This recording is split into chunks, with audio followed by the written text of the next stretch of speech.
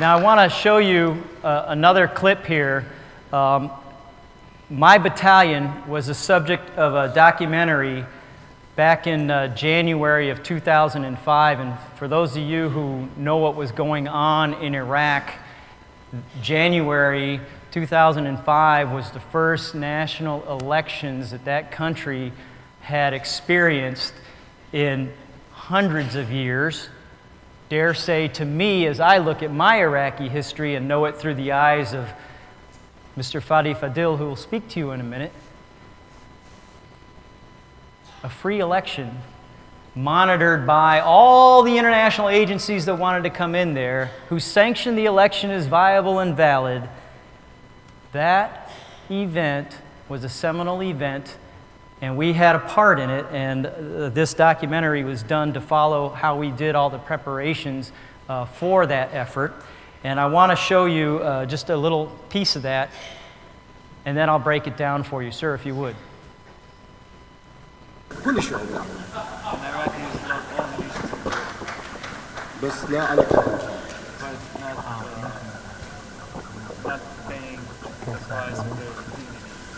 I agree.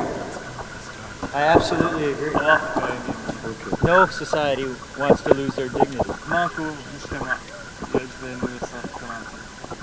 Not Americans, not Iraqis.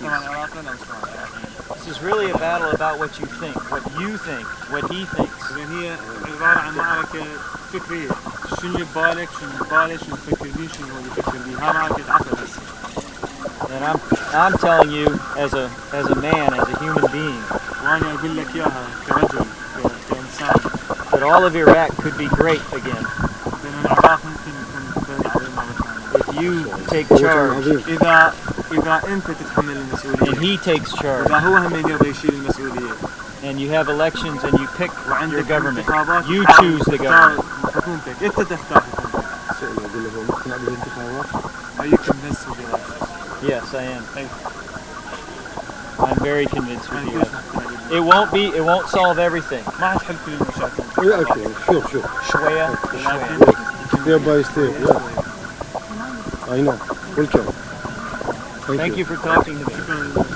I think it boils down to a Shia Sunni election process, which is scary because it suggests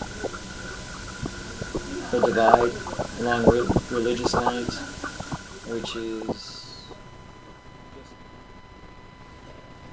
All right, my apologies for that. It was hard to hear, but let me recap it for you.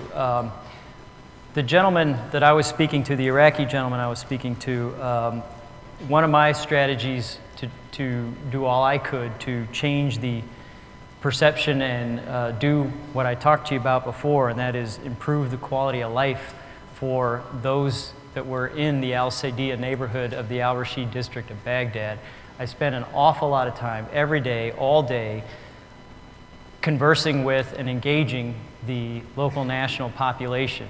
One of the most difficult things is to be dressed up as I was and try to convince somebody that I'm not there to hurt them.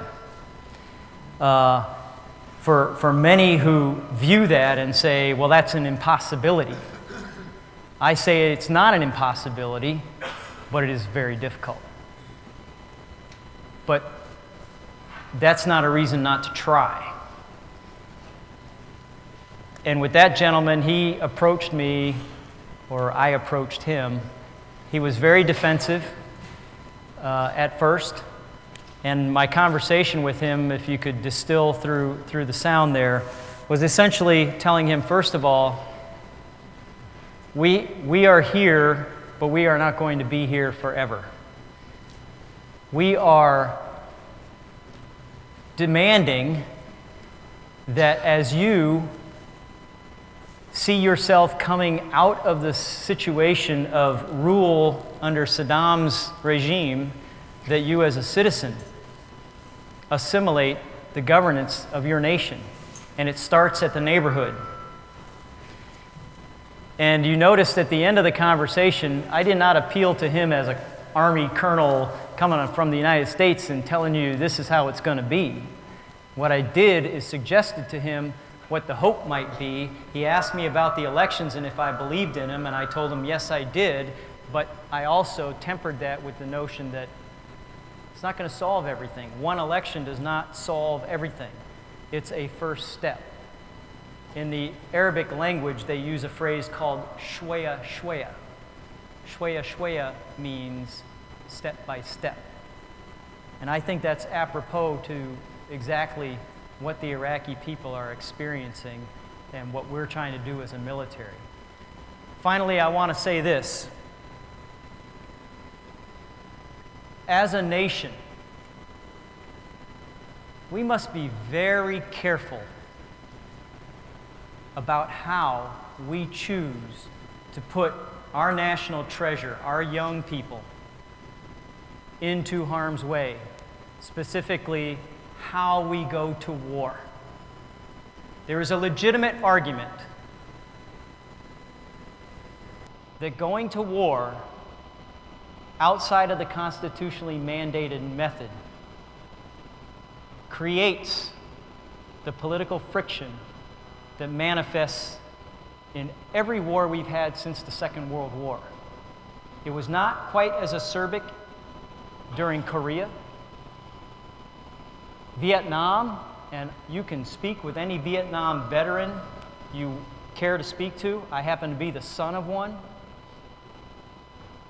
The political times of the 60s about the war in Vietnam were predicated on the method in which we chose to go to war.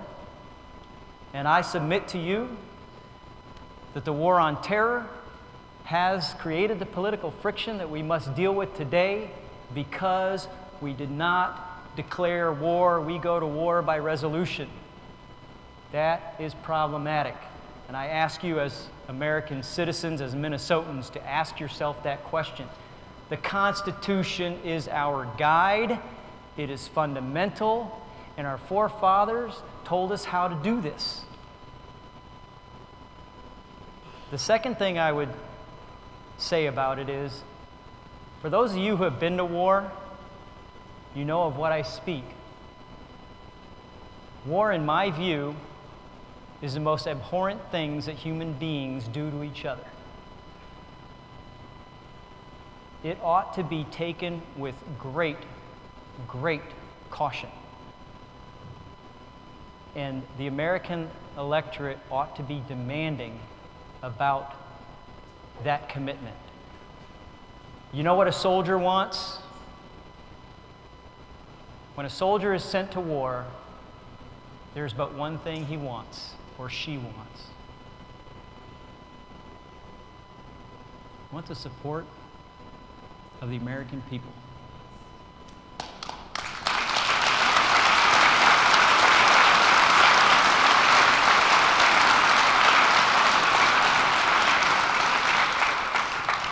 We must resolve this today and tomorrow. And if we are an American democracy, ladies and gentlemen, we govern, and we must be demanding. It's in your hands. I thank you for your kind attention, and again, thank you, Brainerd.